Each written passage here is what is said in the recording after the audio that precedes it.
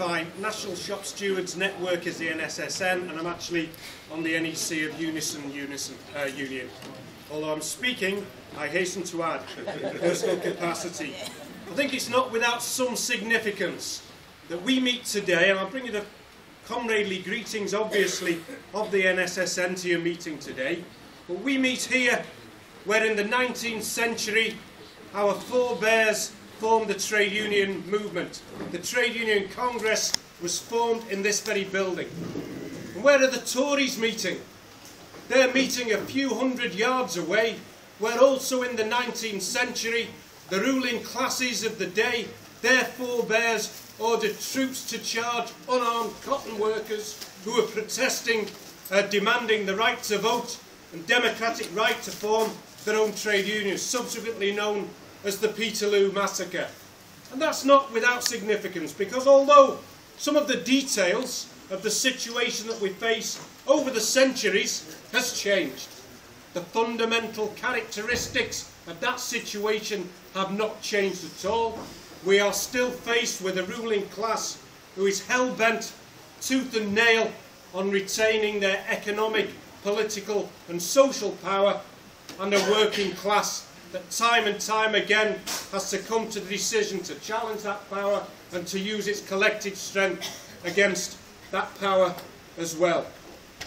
The debates that we're having in Britain today are the same all over Western Europe and in America as well, where groups are taking action against the austerity packages of government that are doing one thing and one thing alone, taking money out of the pockets of the working class and giving it to the bankers, to the rich, to the very people whose short-sightedness and greed brought the economic system of the world to the brink of absolute chaos and collapse. Even in America, we're faced with a media blackout in actual fact, but there's been an occupation of Wall Street now for a couple of weeks. The trade unions have joined it now and marching daily with battalions in serried ranks like an army.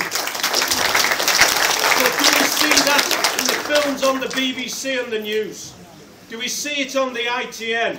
No, we don't. If it was the Arab Spring, we'd be seeing it. Nothing against the Arab Spring, by the way, good luck to them.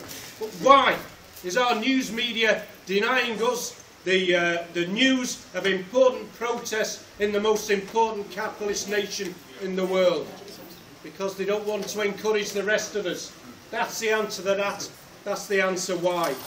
Now, one of the previous speakers has already said that from our point of view, and certainly from my point of view as an active trade unionist, November the 30th is the big day. That's what we've all got to set our sights on from this moment onwards. An attack on public sector pensions that was entirely predictable. A quote from the election manifesto that talked about tough decisions on public sector pensions to cap the taxpayers' liability, saving £1 billion a year. Sadly, that's the Labour Party manifesto. So see what we're getting off this lot. And we've got to make sure that that is the day that we all want it to be. For those of us active in the trade union movement, we don't take these things lightly.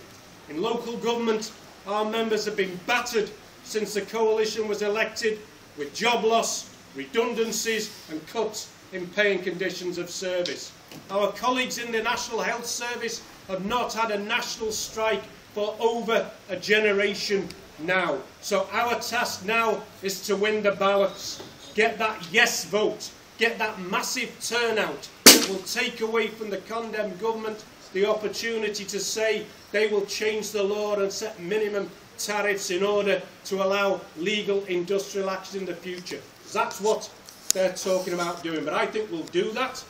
I think we will win the argument, because to any public sector worker that says to me, I can't afford a day's strike, I say, well, if the Tory government gets away with increasing your pension charges by 3.5%, that'll be the same as losing a day's pay every month for the rest of your working life. So I think we'll win that argument, and I think we will build such a movement on the 30th of November that it will shake this condemned government to its foundations. And as you know, if you shake an edifice to its foundations, It doesn't take much more of a shove to bring it down. Bring it Thank down. you, comrades.